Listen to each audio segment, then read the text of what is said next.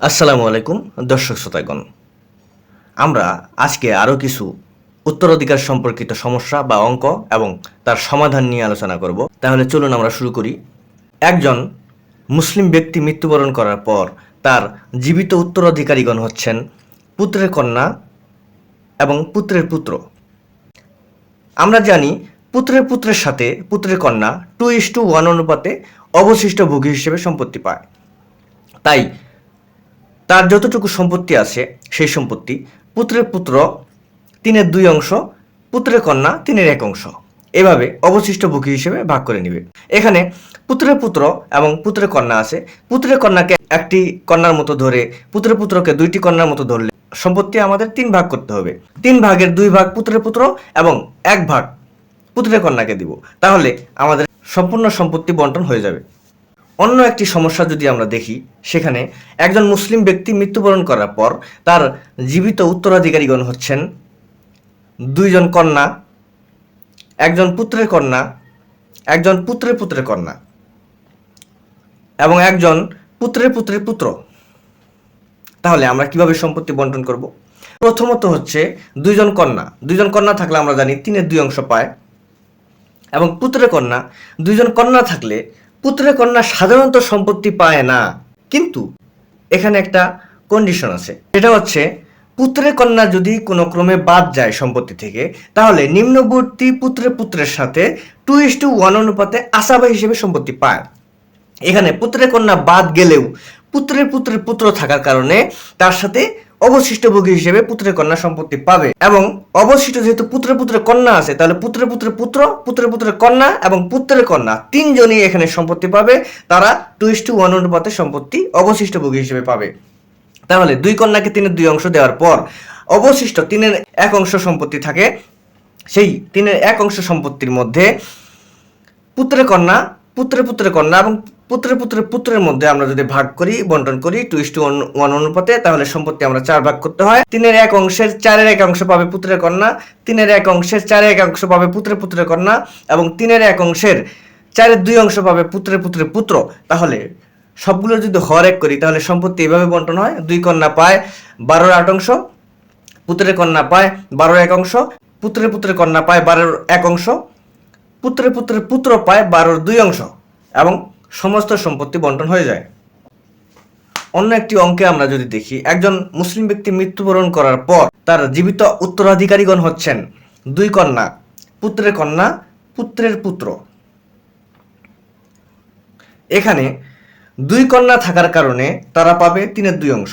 পুত্রের কন্যা কিন্তু সম্পত্তি পায় না, কারণ আমরা জানি কন্যাদের কোটার 3/2 অংশ পূরণ করেছে 2 কন্যা, আর অবশিষ্ট সম্পত্তি নেই। পুত্রের কন্যা সম্পত্তি পায় না, কিন্তু পুত্রের পুত্র থাকার কারণে পুত্রের কন্যা এবং পুত্রের পুত্র 2:1 অনুপাতে অবশিষ্ট ভোগী হিসেবে সম্পত্তি পাবে, কারণ পুত্রের পুত্র হচ্ছে অবশিষ্ট ভোগী, আর পুত্রের পুত্রের সমপর্যায়ের কন্যা হচ্ছে পুত্রের কন্যা। তাই পুত্রের পুত্র এবং পুত্রের কন্যা 2:1 অনুপাতে অবশিষ্ট ভোগী হিসেবে সম্পত্তি পাবে। তাহলে 2 কন্যাকে 3/2 অংশ দেওয়ার পর অবশিষ্ট সম্পত্তি থাকে 3/1 অংশ। এই 3/1 অংশের 3/1 অংশ পাবে পুত্রের কন্যা এবং 3/2 অংশ পাবে পুত্রের পুত্র। এখন যদি হর এক করি, তাহলে 2 কন্যা পায় 9/6 অংশ, পুত্রের কন্যা পায় 9/1 অংশ, পুত্রের পুত্র পায় 9/2 অংশ। তাহলে 9/9 অংশ সম্পত্তি বন্টন হয়ে যায়, অর্থাৎ সম্পূর্ণ সম্পত্তি বন্টন হয়ে যায়। অন্য একটি সমস্যায় আমরা যদি দেখি, একজন মুসলিম ব্যক্তি মৃত্যুবরণ করেছে, তার জীবিত উত্তরাধিকারীগণ হচ্ছেন 2 কন্যা এবং পুত্রের কন্যা। এখানে 2 কন্যা 3/2 অংশ সম্পত্তি পেয়েছে। আমরা জানি 3/2 অংশ সম্পত্তি কন্যাদের মধ্যে কোটা হিসেবে থাকে। যেহেতু 2 কন্যা 3/2 অংশ সম্পত্তি পেয়ে গেছে, তার মানে পুত্রের কন্যা কন্যা কর্তৃক বঞ্চিত হবে। তার মানে হচ্ছে অবশিষ্ট আর সম্পত্তি নেই, তাই পুত্রের কন্যা বঞ্চিত। এখন শুধুমাত্র একজন কন্যায় 3/2 অংশ সম্পত্তি পাইছে। এখানে যেহেতু সম্পূর্ণ সম্পত্তি বন্টন হয়নি, তাই রদনীতি প্রয়োগ হয়েছে। আমরা জানি রদনীতি অনুযায়ী একজন উত্তরাধিকারী থাকলে কোরআনিক শেয়ার হিসেবে তার সম্পত্তি দেওয়ার পর অবশিষ্ট যে সম্পত্তি আছে সেই সম্পত্তিও সে পাবে। তাহলে রদনীতি অনুযায়ী আমরা সমস্ত সম্পত্তি 2 কন্যাকে দিয়ে দিব এবং 2 কন্যা সেটা ভাগ করে নেবে। একজন মুসলিম পুরুষ মৃত্যুবরণ করার পর তার জীবিত উত্তরাধিকারীগণ হচ্ছেন মা, স্ত্রী এবং কন্যা।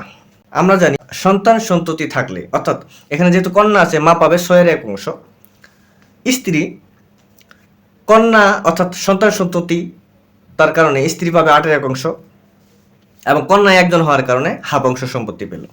তাহলে সবগুলো যদি হরেক করি হয় 24/4 অংশ, 24/3 অংশ, 24/12 অংশ। সম্পত্তি বন্টন করলে হয় 24/19 অংশ, অর্থাৎ সম্পূর্ণ সম্পত্তি বন্টন হয়নি, তাই রদ নীতি অনুসৃত হয়েছে। আমরা পরবর্তী ভিডিওতে রদ নীতি সম্পর্কে বিস্তারিত আলোচনা করব এবং তার সাথে সাথে আউল নীতি সম্পর্কে আলোচনা করব। আজকে শুধু আপনারা দেখেন কিভাবে কোরআনিক শেয়ার অনুযায়ী বন্টন করতে হয়। রদনীতি সম্পর্কে পরবর্তী আলোচনায় বিস্তারিত যখন আলোচনা করব তখন আপনারা রদনীতি সম্পর্কে বিস্তারিত বিষয়ে বুঝতে পারবেন। একজন মুসলিম ব্যক্তি মৃত্যুবরণ করেছে, তার জীবিত উত্তরাধিকারীগণ হচ্ছেন মা এবং 2 জন আপন ভাই। আমরা জানি একাধিক ভাই বোন থাকলে মা 6/1 অংশ সম্পত্তি পায়, তাই 2 জন আপন ভাই থাকার কারণে মা 6/1 অংশ সম্পত্তি পেয়েছে। এবং আপন ভাই যেহেতু অবশিষ্ট ভোগী হিসেবে সম্পত্তি পায়, তাই 2 জন আপন ভাই অবশিষ্ট 6/5 অংশ সম্পত্তি পাবে এবং তারা নিজেদের মধ্যে ভাগ করে নেবে। তাহলে আপন ভাইরা অবশিষ্ট ভোগী হিসেবে সম্পত্তি পাওয়ার কারণে সম্পত্তি সম্পূর্ণরূপে বন্টন হয়ে গেল। মা পেল 6/1 অংশ এবং আপন 2 ভাই পাইল 6/5 অংশ, অর্থাৎ 6/6 অংশ, আর সম্পূর্ণ সম্পত্তি বন্টন হয়ে গেল। আশা করি আজকে যে সমস্যাগুলো নিয়ে আলোচনা করলাম সেই সমস্যাগুলো আপনারা বুঝতে পেরেছেন। আগামী ভিডিওতে উত্তরাধিকার সম্পর্কিত আরও অনেক বিষয় নিয়ে আলোচনা করব। আজকে এ পর্যন্তই। আল্লাহ হাফিজ।